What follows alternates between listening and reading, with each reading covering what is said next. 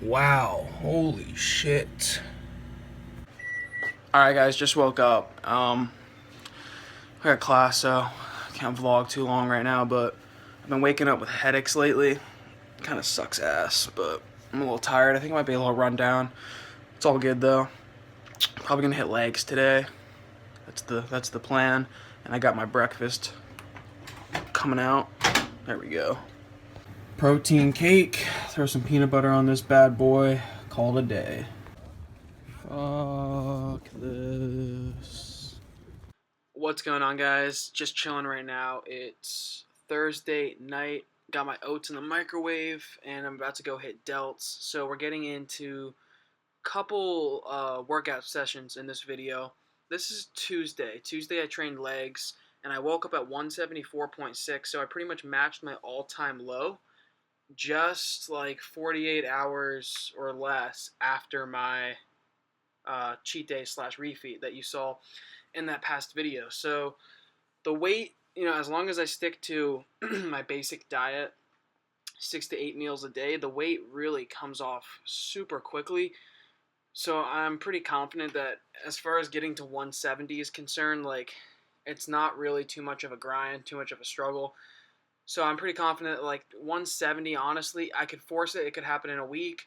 It could happen in 2 weeks, or I could take my time and make it like 2 to 3 weeks and just make sure my performance is good. And that's probably what I'm going to lean towards doing more so, is just taking my time a little bit more with it. And at 170, like I said, I do plan to stabilize a little bit, and then I'll aware you guys of the future plans then, and we'll take things from there. But getting into this leg day video, this is the first workout, like I said, of this video. We got another one later on. This was an epic leg session, just absolutely amazing. I really did like a little bit of a different thing, but I basically started out with my isolation. So I started out with lying leg curls and the leg extensions, and I was just squeezing the hell out of the muscles. It was feeling amazing. I did, not only warm up a lot from it, but I did get a little pre-exhaustion, and it was just overall really helped me feel the muscles that I wanted to target. And since hamstrings are one of my weaker points, probably my weakest point, I am trying to target them a lot more in these leg sessions. And as you see, I put calves in sort of the beginning of this workout, so I might start doing that as well, not leaving calves to the end. But getting into these leg presses, so where I got this idea from, this style of a leg press, I kind of got it from Dallas McCarver. He does do it differently. I really wish I had the machine that I saw in his video. If you guys want to check out some sick training videos, Dallas McCarver Journey to Greatness training series on YouTube. Raphael, RZ Fitness TV, actually told me about that because we talk a lot about training and stuff. And I see him doing this leg press movement with bands and stuff. Just checking on my oats, one sec. All right, they're good. But yeah, I see him doing this leg press, and it looks really sick. It's this machine, but the angle is completely different from the one that I have access to. So obviously I can't mimic it exactly, but I copied the fact that I was doing it unilaterally, and I was really squeezing and doing a good amount of volume there. And as you see, I'm putting my legs up on the higher part of the leg press, and what that does is it actually targets more of your hamstring for each of the reps, and it really does feel good. So I did 2 sets with my foot a little lower and 2 sets with my foot a little bit higher. Last movement here besides abs was the deficit deadlift. Doing this with a belt that I had to use the gym belt because I don't know what happened to my belt, guys. I don't know if it was stolen. I really, really hope not, but I haven't seen it anywhere, so I'm not happy about that. But I am happy about these deficits. They've been feeling really solid, and like I said, I really want to bring up my hammies. So these are just an awesome squeeze, and as you can imagine, by this point, I was definitely pre-exhausted. So 135 felt like, for me, it felt like 205 or 185. I was definitely a little bit weaker here, but I really felt it where I wanted to feel it. So that's the pro of that. All right, guys, so this was the first training clips you'll see. Enjoy the rest of the video, and I will be checking in with you in a few minutes. Yeah, a few minutes. There are my oats. All right, guys. I'm going to eat these oats. Check in with you in a second. Peace out.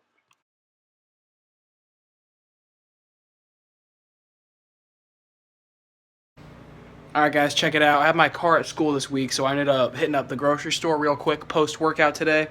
Got myself a Quest bar because I was just dying of hunger, couldn't make it, so I got a Quest bar. But the pickups I have, I put most of the stuff away, but I got some on the floor still, as you see.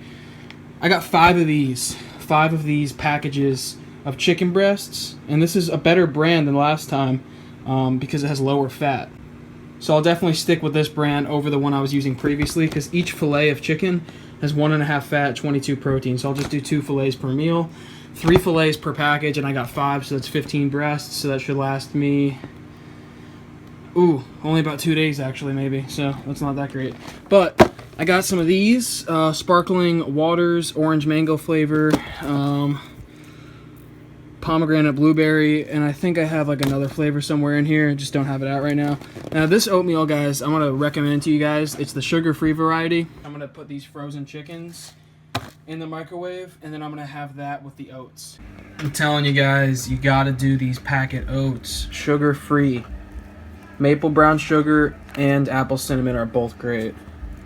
I use literally 16 ounces of water for 3 packets, and it comes out this thick. It's legitimate.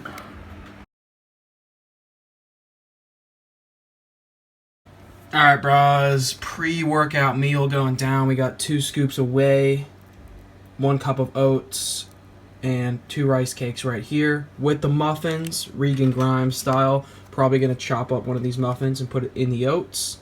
Shout outs to Regan for that idea. Seems like it's going to be pretty dope. So this should make for a nice little arm pump. So as you see, yesterday on Wednesday, I had a little bit of a higher day in terms of food. Tuesday and Wednesday were a little bit of higher days in general. And then today, Thursday, is a little bit lower, but I still added some carbs here and there from rice cake. So as you see, my diet this week, I woke up at 176.8 today. So I'm still like overall, and from a general trend, I'm very low in weight. But for this week, I did go up from the 174 weigh-in a little bit.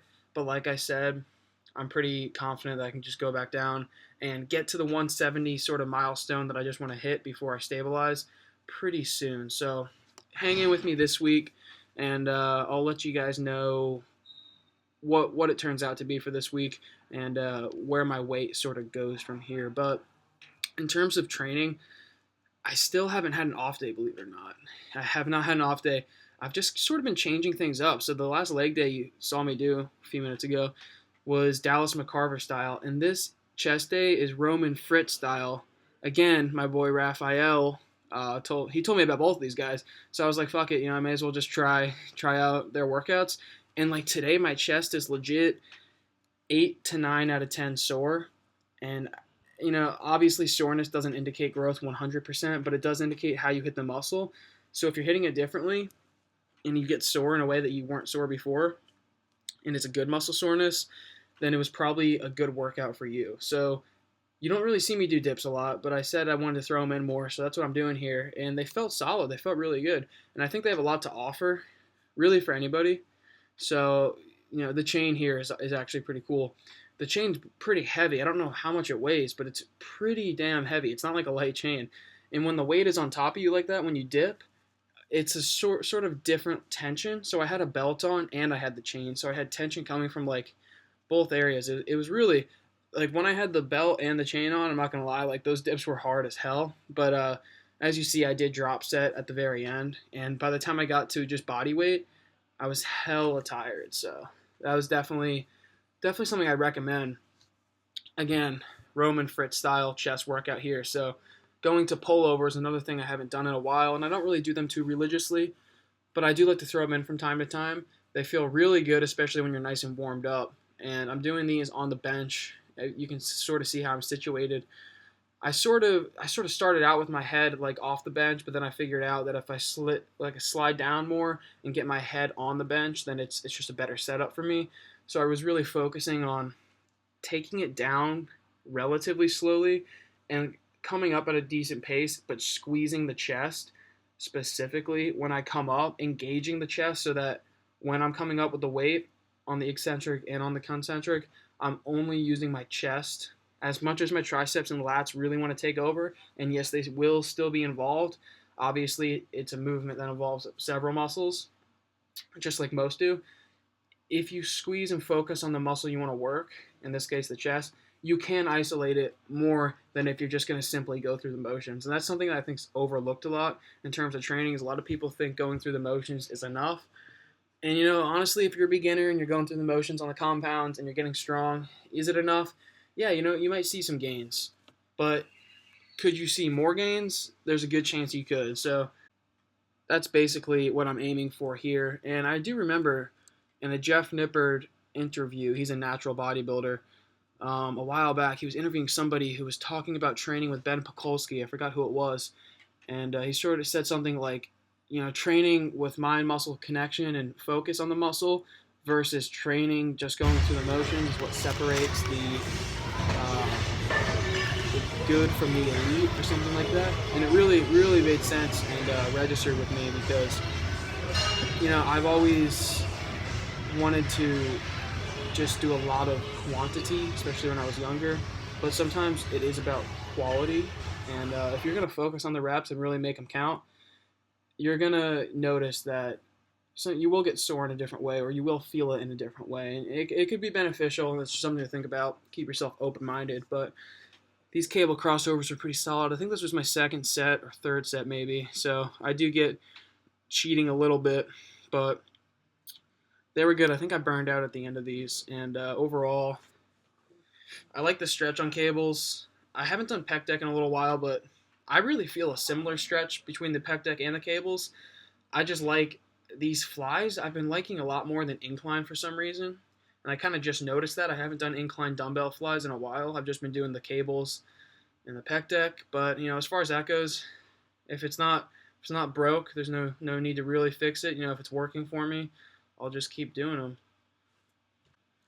Hoping for some sort of bench progress soon. I haven't benched in a little while, but I think if I take an off day, that would probably help my bench, to be completely honest. Like I said before, last Saturday was my 9th day in a row, so that would make today my 14th day in a row without an off day. And that's sort of the reason I switched up my training style this week, is because when I don't have an off day, if I just go to my regular workout, I might be a little bit under recovered just because my body's not necessarily adapted to it. But if you're hitting different muscles and you're not overtraining and you're hitting things separately and you have your week structured correctly, there's a good chance that you can be fine, 10 to 12 days before you're off. Because a lot of this is based on how you feel. Like, if you don't feel like you need an off day really badly, who's to say you do? And if you feel like you do need an off day, but you're supposed to go work out, who's to say that you have to work out? It's really something that, by the time, like in your bodybuilding career, where you get to where you get to the point to where you can auto-regulate based off how you feel and based off how much you know your own body, then that's where, in my opinion, you're at a pretty advanced point. Sorry for the noise in the hallway, guys. Kids just love to scream. It's pretty immature if you ask me. I mean, I'm not trying to hate or anything, but we're all 18 to 20. Why you gotta scream? Don't really understand it, but yeah. Not sure if you guys even heard that, but it's not perfectly quiet, so yeah, sorry for that.